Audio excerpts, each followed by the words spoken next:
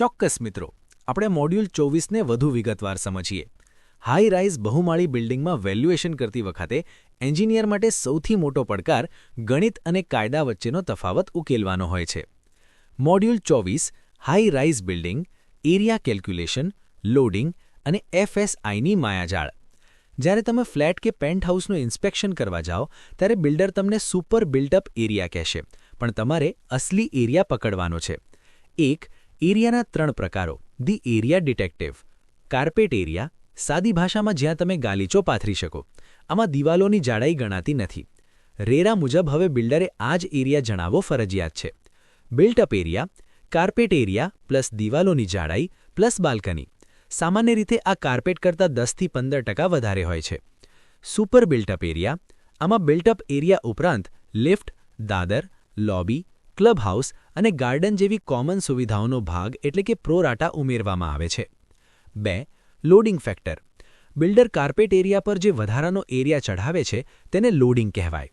ગણતરી: જો કાર્પેટ 700 ફૂટ હોય અને વેચાણ 1000 ફૂટ પર થતું હોય તો લોડિંગ આશરે 42% ગણાય. હાઈ રાઇઝ બિલ્ડિંગમાં લિફ્ટ અને મોટી લોબીના કારણે લોડિંગ 25થી 40% સુધી હોઈ શકે છે. એક વેલ્યુઅર તરીકે તમારે જોવાનું છે કે શું લોડિંગ વ્યાજબી છે કે અતિશય. 3. FSI અને તેના પ્રકારો. FSI એટલે જમીન પર કેટલું બાંધકામ થઈ શકે તેનો રેશિયો. બેઝિક FSI, સરકાર દ્વારા મફત આપવામાં આવતી ક્ષમતા. પેડ ઓર પ્રીમિયમ FSI, બિલ્ડર વધારાના પૈસા ભરીને સરકાર પાસેથી વધુ માળ બાંધવાની મંજૂરી લે છે. TDR, ટ્રાન્સફરેબલ ડેવલપમેન્ટ રાઇટ્સ, ઘણીવાર બિલ્ડર બીજી કોઈ જમીનનો બાંધકામ હક અહીં વાપરે છે. ઇન્સ્પેક્શન ટિપ: જો બિલ્ડિંગમાં ઉપરના માળ ગેરકાયદેસર લાગે તો તરત જ મંજૂર નકશા સાથે તેની સરખામણી કરો. 4. હાઈ રાઇઝના ખાસ માઇક્રો પોઇન્ટ્સ. રિફ્યુજ એરિયા. 24 મીટરથી વધુ ઊંચાઈવાળા બિલ્ડિંગમાં આગ લાગે ત્યારે બચવા માટે અમુક માળ પર ખાલી જગ્યા છોડવી પડે છે. આ જગ્યા વેચી શકાતી નથી. જો બિલ્ડરે આ જગ્યામાં ફ્લેટ બનાવી દીધો હોય તો તે ગેરકાયદેસર છે. Fire staircase. ઊંચા બિલ્ડિંગમાં 2 દાદર હોવા જરૂરી છે. શું તે ખુલ્લા છે કે ત્યાં સામાન ભરી રાખ્યો છે? Structural safety.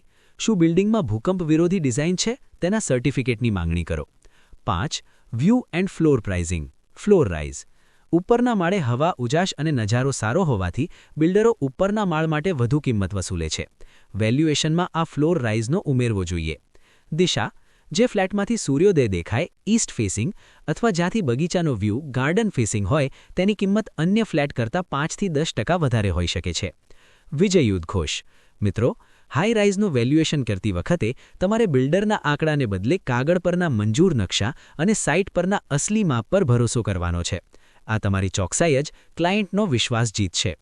આ મોડ્યુલ 24 તમને બહુમાળી ઇમારતોના માસ્ટર ઇન્સ્પેક્ટર બનાવશે. શું આપણે હવે મોડ્યુલ 25 તરફ એટલે કે પર્યાવરણીય જોખમો, ફ્લડ લાઇન અને સિસ્મિક ઝોન તરફ વધીએ? તૈયાર છો? ચલો સાહેબ.